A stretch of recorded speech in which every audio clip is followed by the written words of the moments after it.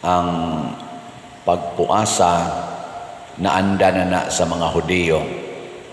Usa na siya kapaagi aron pagbayad sa mga sala, pagpakita nga naghinulsol sa mga sala o cleansing pod nila. Kada simana magpuasa gid sila. Labi na kanang gitawag og Sabbath, ato nang gitranslate karon og Sabado. Apan pag-abot na ni Hesus usa ka Hudiyo nga nag-ingon nga siya mo'y mutuman sa kasuguan sa Dios, wa naman magpuasa ang iyang mga tinun-an. Samtang ang tanan nagpuasa, sila sige ra magpangaon. Samtang ang uban nagsubo ang ilang mga naong kay fasting day, sila aligri raman. Mautong nireklamo in town kay mura manig bag-o maning kultura aning Kristo niya. Natawag na hinoon siya og rebellious na tao, rebellious nga leader, kay murag iyang gipang usab gisupak ang balaod nga gipatuman ni Moises niya. Unsa may tubag ni Hesus, ang pamanhonon kung kuyog pas mga dinapit, ang mga dinapit dili gid na magsubo.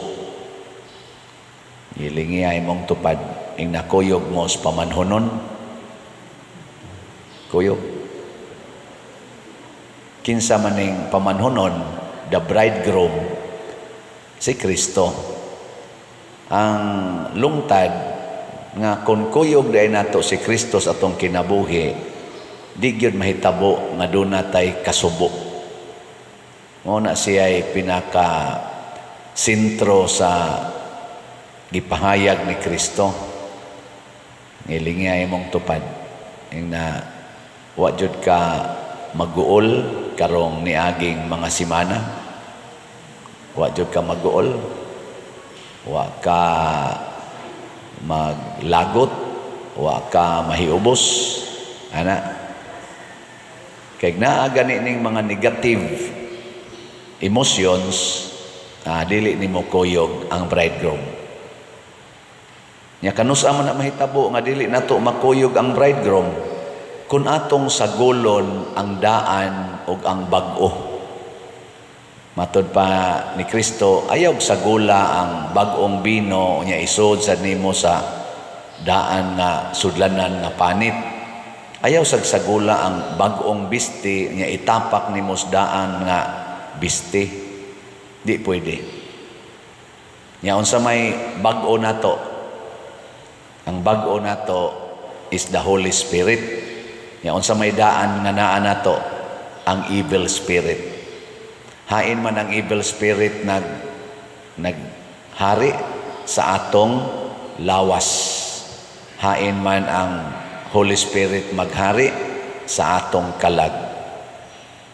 Mao na kining atong lawas, mudiman gid ni siya og mga butang nga supak sa gusto sa atong kanini ang Espiritu Santo. Sama pananglit moingon ang atong lawas, kinahanglan gyud dili ko masakitan. Sa ato maginang lawas, lingiay mong tupad, kusiag kalit, kusia ba? Di ba moana na kusida. Kay ang lawas automatic na di gina gustong masakitan. No. Alabaw na gyud imo na arong tamparuson, mubaos kina. Mubaos. Pero unsa may gusto ni Kristo, ingon siya, bag-o na ni ha, bag-o na ni. Kung tamparuson imong pikas aping, ipasagpa lang ang pikas. No, kana bag-o na. Nya mudawat ang imong mudawat ka ana. Mudawat ka. Og di gani ka mudawat, di mo magkakuyog ni Kristo.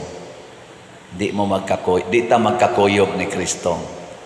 Kay mao naman na iyang pamaagi, tamparuson imong pikas aping, ipatamparos lang sang pikas. Usa sad sa pangandoy sa atong lawas, kana gyong comfort. Kana bang ganahan gid atong lawas na hayahay. Natanawa gawali ang pari. Di electric fan skillet. Nya masuko ginang pari basta dili na ion sa sakristan. Oh, maingon ang pari. Sa manggadong, wa ka magtan-aw, paningot ng pari dire. Bisag ka mo na electric fan diha. Gusto kita comfort mo na karon, ganahan kita atong balay dako. By the way, nibalhin na dito sa bag-o na tong kumbinto, dako na kayo atong kusina. Ang lutuono na lay gamay. Atong kusina tinandakuan lingaw naging ato dito mga ko kay sa una diri magsinikhanay man sila inigliso sa usa kay duha man sila kabuk inigliso sa usa masiko man tong usa inigtadta diri kuyaw magmaapil og tadtad tong naasloyo kay perti ingon naman ani kadakong lamisa ang space pero dito gi times 10 na ni siya or murag times 10 ang gidakonona or times 20 baka awa na tinandako nganong niapil man kog hisgot ani nganong niabot man kos kusina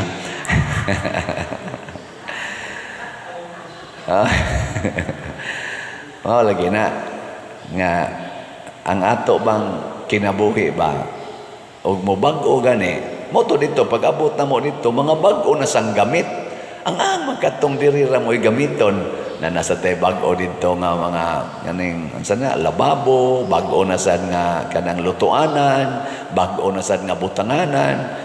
Daghan kay bag-o kay bag-o man ang lugar ug katoy dad-o nimo diri nga donut na mura magdi mo haom. Mura maglaw ay kay tan-awon. Di ba? Bebe, lingay mong tupad ingna unsay bag-o na nato diha ron. Ingna unsay bag-o nato. Ingna ba? Unsay bag-o? na ang ibag-os Ginoo nato nga mahimot ang pari kay ang pari mao'y makaluwas sa atong pagkamakasasala mo na sa unang pagbasa gihisgutan dinhi nga kadtong nag-una nga mga pari sa mga Hudiyo naghalad to sila mga halad nga makawagtang og sala sa mga tao og ilas ang kaugalingong sala. Pero pag abot na ni Kristo, naghalad siya halad nga makawagtang sa sala sa mga tao. Nya kausaraton niya gibuhat. Kay nga naman siya nga naghalad wa may sala. Di na siya kinahanglang magsigig balik-balik. Kana manggong pananglitan no. Ang daan nga bisti na gisi nga mukuha ko do kag bag-o inigtapak nimo sa bag-o magisi sa to kay lig-on maning bag-o di inig bunlot inig hunat sa imong lawas malangkat og apil katong daan ikalangkat ato mas mudako ang gisi kuha na sa kag dako-dakong panapton imo na sang ibutang sige kag balik-balik pero pulos bag-o inat-inat di gyud to magisi muna nga kung atong dawaton nato si Kristo kinahanglang duna gitay bag-ohon ug ang una natong bag-ohon ayaw gyud higugmaa ang imong lawas matud pa ni Kristo deny yourself if you want to be my disciple deny yourself. Kana gyud. Ayaw na nagsunda ang gusto sa atong lawas. Unsaon man pag-deny ang atong self, ilisi sa self ni Kristo. Matud pang San Pablo, ako nang giisip nga patay ang akong lawas. Niya ang nakapabuhi nako karon mao na si Kristo nga niya sulod nako. Nilingay mong tupad yung na imo na ng patyon imong lawas na patyon na nimo patyon dili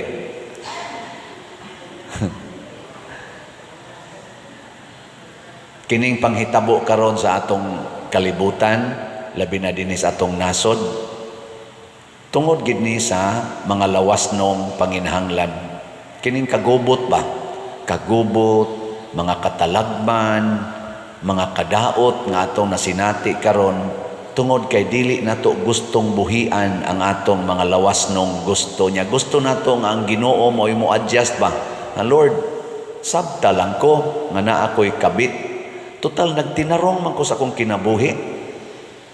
Wa man ko magbinuang ang akong pamilya, akong giatiman. Ang ako sang kabit, ako masang giatiman. Sabta lang ko. Ana ba no? Gusto kay tana, Lord, kalipay manin akong sugal. Total wa man ko manikas akong pagsugal. Tinarong man ni akong sugal, sabta lang ko.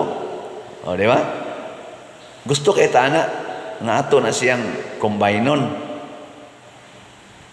Ako, Lord, nangurako tuod ko din sa akong pagka government official, pero wa man sad ko magpabaya sa ako mga tulubagon. Kay ang tanan nangurakot man gud, di ka mangurakot, kansi man ka, wa man kay puhunan sa sunod nga eleksyon. Mo nakaron pundo kita, nakalingkod man tag arang-arang nga lingkuranan nga naay daghang supply sa budget. Ako ginigyong kuhaan kay panagana sa ni sa sunod nga eleksyon bukas to biyata. Ana. Sabta lang ko, Lord, kay nagtinarong masag ko sa akong pagpangalagad. Pero mao naman gid ni ang duwa, ako na lang gining sundon kay di gyud ka kadaog og di ka mo duwa diha. Ana man ta, di ba? Sakto ba ko dili? Ambarix basig sayop sa tingalay ko di sa tingal.